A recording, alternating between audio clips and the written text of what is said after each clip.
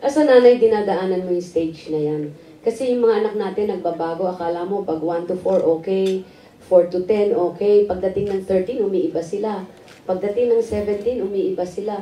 Alam naman nila Manay yan eh, yung time na may dinadaanan si Lucky noon, tama? Oo, ma-agree siya dito. Ayoko to, dito ako medyo nagiging emotional.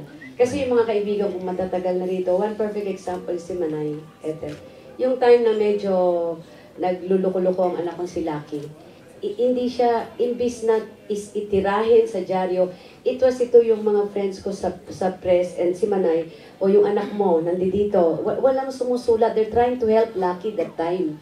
Instead of tirahin yung anak ko, nagsusumbong sa akin para alam ko kung ano yung ginagawa. O lasing dito yung anak mo, ganyan. So, kino-confront ko yung anak ko, ano nangyayari sa'yo? You know, bakit ganyan? I mean, ano ba halos nasa'yo? Nag-aaral ka sa magandang school.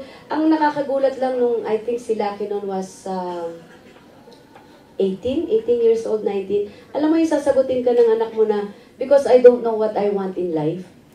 Ay, may hugot. Oo, yung gano'n, yung mga gano'n. Hindi niya alam kung anong gusto niya sa buhay niya. So, yun yung sinasabi ko na with Lucky, with Ryan now, may mga stages talaga na nanay ako. Ako kasi, liberal akong nanay. I can be a friend, I can be barkada lang.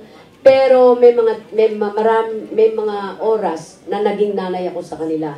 Kino-confiscate ko yung kanilang, cellphone. So, may rebellious